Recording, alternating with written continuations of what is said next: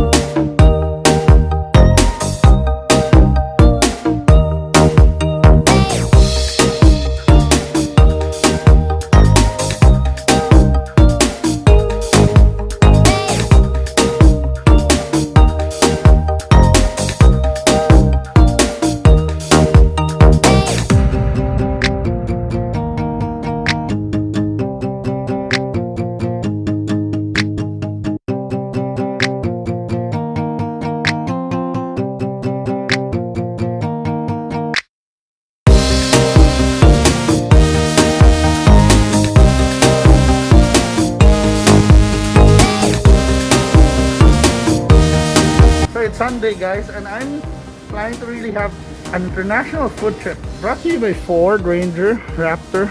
And our first stop here is Oakridge Business Park, Somane, and we're gonna have lunch here at Ramen Yushoken, one of the best ramen places in Cebu, guys. Come on up. They're open now with a new normal, and yes, that's where we're gonna eat.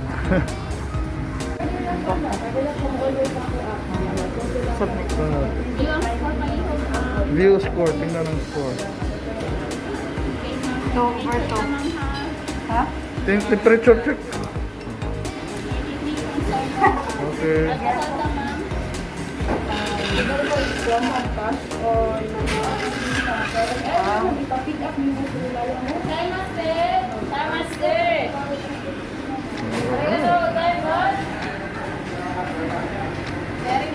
Sige. Ito ka. Alright. Nami seafood ramen, sir, of the menu, sir. Sige, kana na lang ako.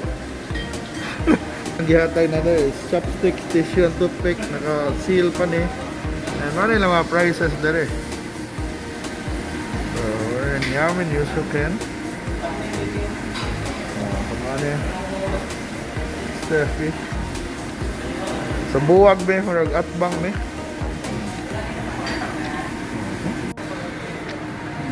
That's the new normal.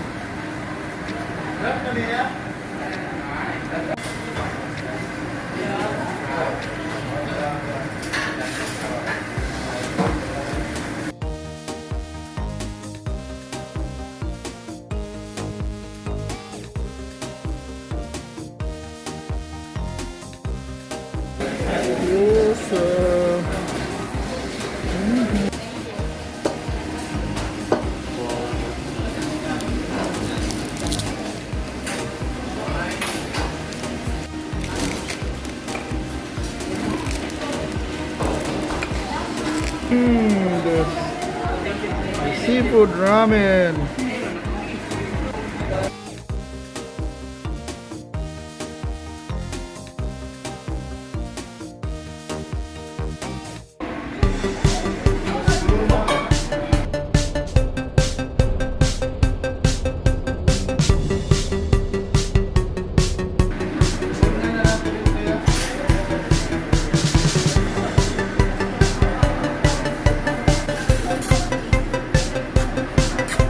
Our first stop for today is here at Ramen Yushoken. This is going to be an international food trip with the help of our Ford Ranger Raptor. So it's going to be an international food crawl in Cebu.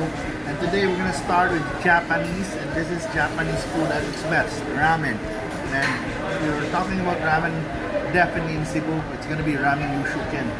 This place has been packed since it opened, I think, a month ago. So we're gonna enjoy the ramen here.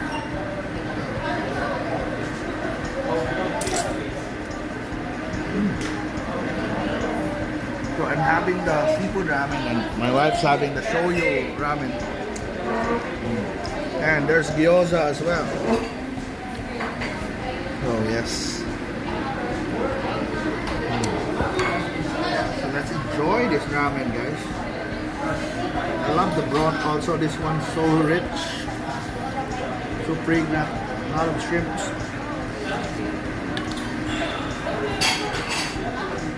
You can see the broth, it's so rich, guys. Look at that. Intense orange color.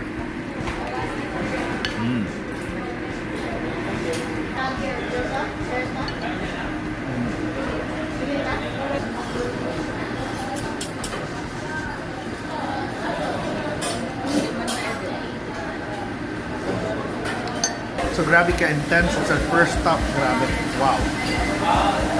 Really good ramen by Awagi Paningot ko. And it's really delicious. Quite intense. Very good.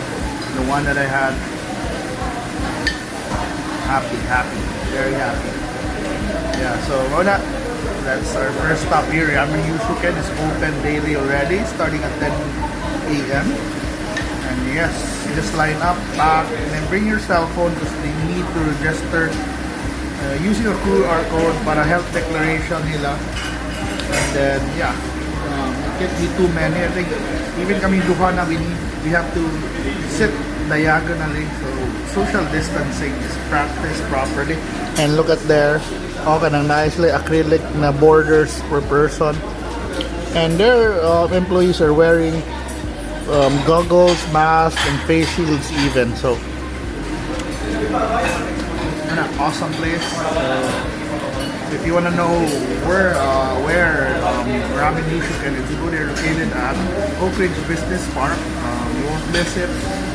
They're just in the ground level, beside this Mandaue house, just near Starbucks. So, yeah, if you crave for ramen, you can try to come here in Mandaue to enjoy Ramen Yushoken. We just had lunch here at Ramen Yushoken, and it's time to go for our next destination. Before I go to the next restaurant to feature, guys. So far so good. Restaurant number 1 done. All right, let's go.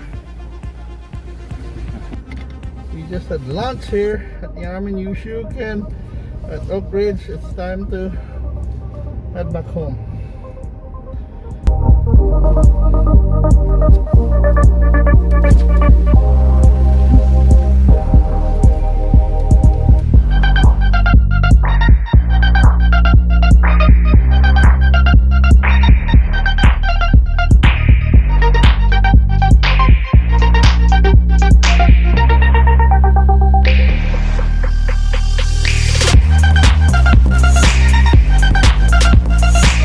So guys, thank you so much for watching part 2 of my Sunday trip with a Ford Ranger Raptor. You know, it was Ramen Yushoken. You know, at first it was a cemetery, then Ramen Yushoken. But the day isn't over yet, cause the food adventure especially continues. And watch my next video, which is all about Opa's Kitchen in Cebu Yacht Club. Yeah, watch out for that. But for this one, we have to close this one, and I want to thank you for joining me and watching this video. And if you haven't subscribed to my channel, subscribe now. And if you want to test drive the Ford Ranger Raptor, you better go to the nearest Ford dealership in your area. But if you're living in Cebu, the Ford Cebu is located at Nivel Hills, Lahug. Yeah, just up the hills. And you know what? Just bring your license, and now I guess bring your face shields and face masks, and you probably get a taste of what I experienced. So, thank you guys once again, and see you. Keep on supporting on my travels and my drives and food trips. So, See you in our next videos, guys. Bye bye.